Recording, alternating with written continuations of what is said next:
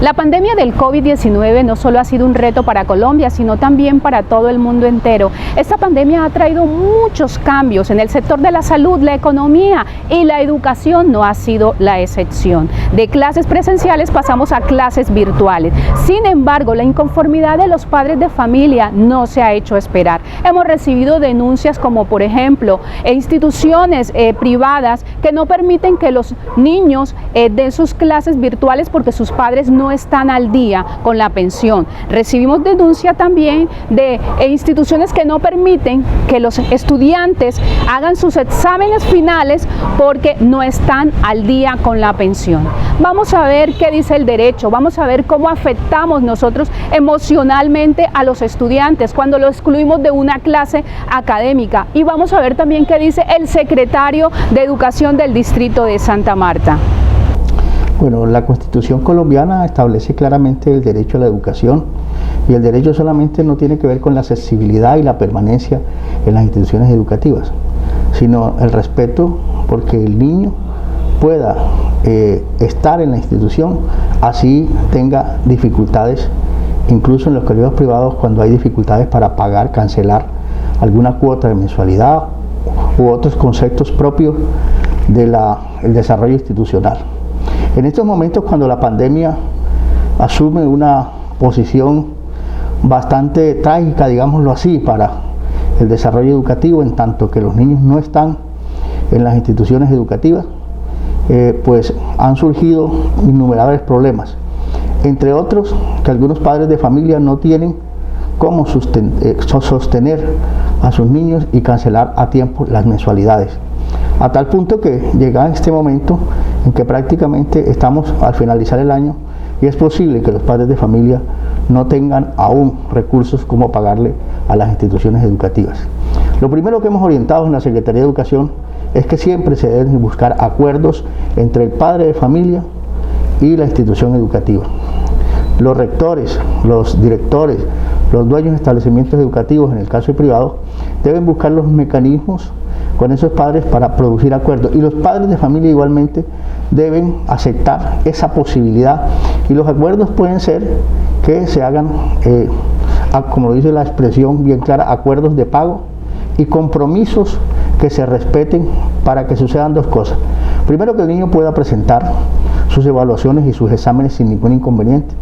incluso el acto de graduación, que debe ser virtual, y segundo, que los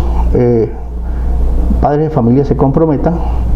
con la institución educativa en un convenio, en un acuerdo responsable que permita que evidentemente no haya ninguna afectación, porque hoy, después de esta situación, que se le suspenda un examen a un niño, o después de esta situación, o que no exista la situación, no es posible que a un niño se le suspenda un examen por la falta de pago. Entonces, yo creo que lo mejor que puede existir aquí son los canales de comunicación, la búsqueda de acuerdos entre los padres de familia y las instituciones educativas, en la vía de que el niño no se vea perjudicado y pueda culminar el año en medio de estas circunstancias adversas que hemos tenido. Desde luego, hay procedimientos que están establecidos dentro de la normatividad y la vigilancia y control que hacen las Secretarías de Educación sobre las instituciones educativas. Entonces, nos corresponde abrir, si alguna denuncia de los padres de familia, le corresponde a la Secretaría abrir unos espacios de investigación en la situación, respetando los libres procesos, desde luego para mirar qué es lo que ha sucedido y sobre todo para mirar si se ha violado el derecho al niño, al estudiante, a la niña, y desde luego si hay situaciones en las que puede determinarse que efectivamente sucedió así, entonces se abre un proceso contra esa institución educativa. El consejo primero es que los padres de familia entiendan que las instituciones educativas tienen que subsistir, que no puede tampoco asumir una posición de el no pago sabiendo que su niño, tal como lo orientó el Ministerio de Educación Nacional, recibió la orientación académica por la vía accesible, que no era otra sino la internet u los otros mecanismos que utilizó la institución educativa. Y la institución educativa igualmente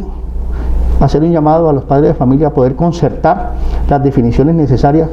para que el año se cierre de la mejor manera en medio de esta situación dificultosa, pero no puede ser mucho más trágico, ocasionando violación de derechos, que es lo que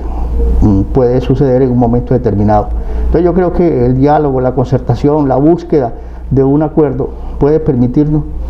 finalizar el año de la mejor manera.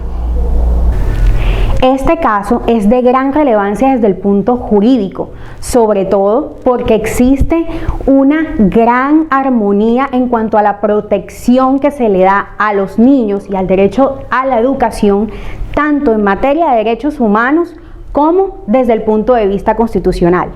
Encontramos así que desde el punto de vista de los derechos humanos tenemos, por ejemplo, la Declaración Universal de los Derechos Humanos, donde le reconoce a los niños unos derechos especiales y los posiciona como una población importante. También encontramos, por ejemplo, la Convención sobre los Derechos del Niño, que insta a los estados a proteger su derecho a la protección, a la participación y a la provisión, donde por supuesto se encuentra incluido el derecho a la educación. Ahora bien, desde el punto de vista constitucional, vemos que esta corporación en reiteradas ocasiones ha manifestado que el acceso a la educación prevalece sobre el pago al que los padres se ven compelidos con relación a la mensualidad. Pero aquí es importante una precisión, porque esa prevalencia de ese derecho a la educación sí es procedente siempre y cuando concurran dos eventos. El primero de estos es que el padre debe demostrar, o por lo menos afirmar, que el retraso en el pago de su obligación se debe a un hecho rodeado por un caso fortuito o por una fuerza mayor, que en otras palabras es que su incumplimiento o su mora se debe a que existió un evento sobreviniente que fue imprevisible e irresistible, y por consiguiente ese padre de familia no pudo adoptar las medidas para mitigar esos efectos o ese impacto sobre toda la situación escolar. Eso en primera medida. Debe haber un hecho que sea irresistible e imprevisible. Lo segundo que contempla la Corte Constitucional es la intencionalidad que debe existir en ese padre de familia frente a la honra a la institución educativa, que en otras palabras es el querer saldar esa mora frente a la cual se encuentra. Este aspecto es muy importante porque acredita la buena fe del padre de familia y lo diferencia de aquellas personas que, teniendo la capacidad para sufragar esta clase de obligaciones, no lo hacen por la simple cultura del no pago. El impacto socioeconómico generado por la pandemia ha alterado a nivel general muchos aspectos en nuestra sociedad. En este momento nos vamos a enfocar exclusivamente en ese impacto a nivel emocional que ha generado la ausencia de pagos o de aspectos económicos dentro de la formación académica de los niños, niñas y adolescentes en nuestra ciudad. Es importante resaltar que dentro del proceso de la pandemia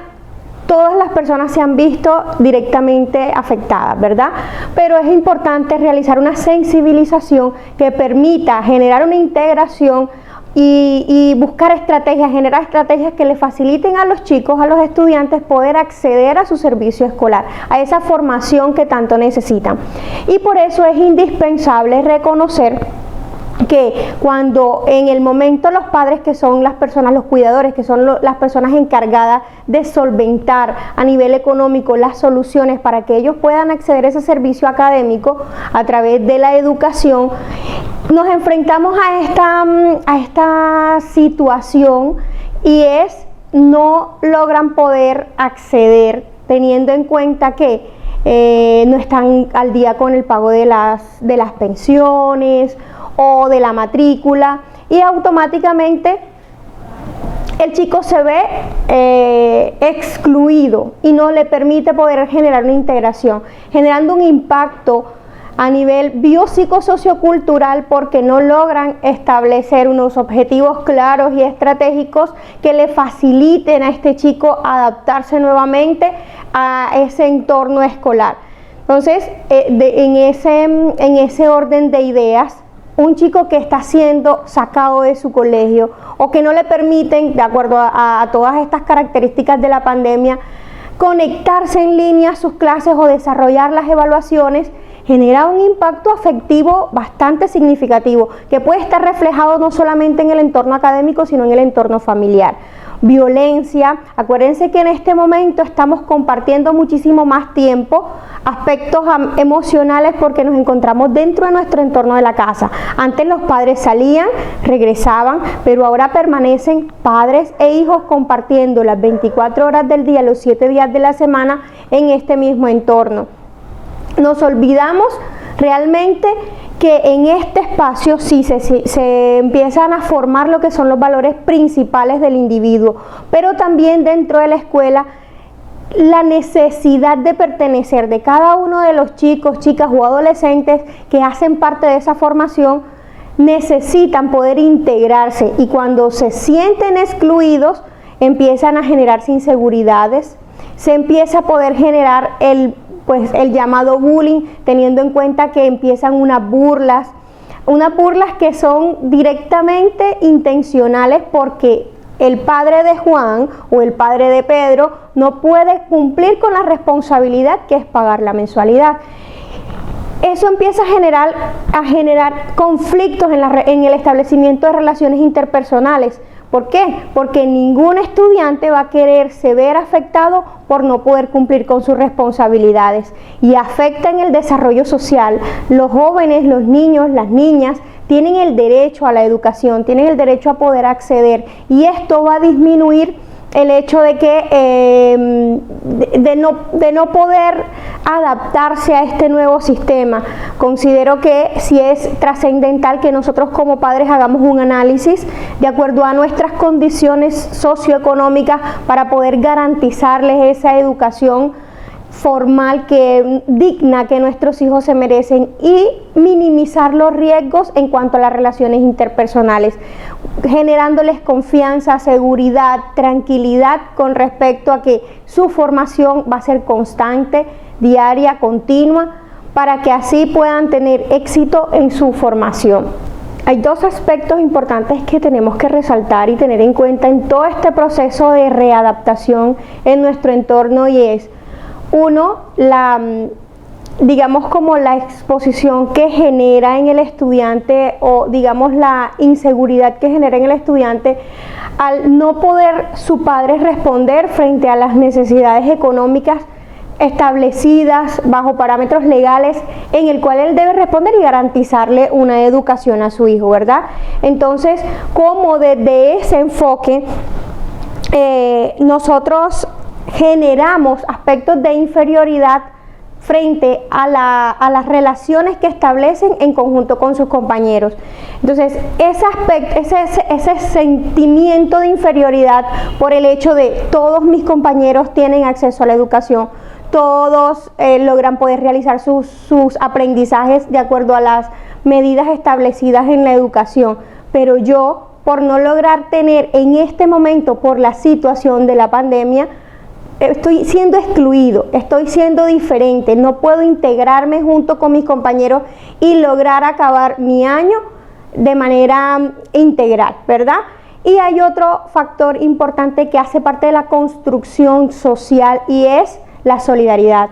Desde las instituciones educativas considero que deben establecer estrategias que faciliten a los padres alivianar la forma para poder resolver económicamente los compromisos. Digamos, no es que ellos dejen de cancelar, porque detrás de una institución educativa hay muchas personas, muchos trabajadores como son los docentes, pero sí un proceso de solidaridad. También ellos están teniendo una disminución de gastos, por decirlo de alguna manera, en infraestructura o en aspectos como son los servicios públicos, por el no uso constante y como no están los estudiantes allí presentes. Entonces pienso que es una solidaridad, estrategias para que los padres puedan de diferentes formas cumplir con los pagos, con las cuotas mensuales y alivianar así el sentimiento que genera en los niños o en las niñas o en los adolescentes por no lograr completar su año académico. La Organización Nacional de Padres de Familia, Confenalpadres, quiere invitar a todas las instituciones educativas, especialmente las privadas, para que cumplamos las normas frente a la situación de matrículas y otros costos educativos. No es legal que se le prohíba o no se le permita a un estudiante presentar sus evaluaciones, así sea en forma virtual. Además, es cierto que existe un contrato con el colegio y los padres de familia, pero esto no quiere decir que se viole el derecho a la educación de un joven o de un niño, de tal manera que hacemos un llamado a las autoridades de las secretarías de educación, tanto municipales como departamentales, para que a la mayor brevedad posible ejerzan la inspección y vigilancia frente a algunos colegios que están torpedeando la educación de jóvenes y niños en todas las regiones del país. El ministerio tiene que defender la juventud en la educación tanto pública como privada, de tal manera que estaremos atentos y no vacilará Confenalpadres en denunciar a cualquier colegio, por importante que sea, donde se le quiera violar los derechos a un estudiante. En un año tan álgido, donde nos hemos visto afectados por la pandemia del COVID-19, es importante que reflexionemos, es importante que trabajemos articuladamente, en unidad, en equipo. Acabamos de ver las palabras del secretario de Educación, donde decía que los acuerdos, que las estrategias que deben tener las instituciones académicas para poder ayudar a los padres y para que los niños, las niñas, los jóvenes, que son los más importantes en este tema y que tienen un derecho fundamental como es la educación, sean los más beneficiados. El acuerdo de los padres de familia con las instituciones es relevante. Es importante que las instituciones tengan estrategias y acuerdos de pago para que no tengamos problemas. Si escuchamos también las declaraciones de la psicóloga en cuanto a la forma como afectamos emocionalmente a los estudiantes, cuando los excluimos de una clase, cuando los excluimos de unos exámenes final, es impresionante. También cuando veíamos que la abogada decía cómo el derecho internacional y el derecho interno marcaba que no se puede excluir a un estudiante del derecho fundamental a la educación de un salón de clase o de una clase virtual. Ahí está claro, la abogada lo decía. Entonces yo los invito a todos, vamos a colocarnos todo en la posición de cada uno del otro. Vamos a trabajar articuladamente, vamos a llegar a acuerdos, vamos a ser solidarios en este tiempo para que entonces las cosas mejoren y nuestros niños y niñas y jóvenes terminen de la mejor forma.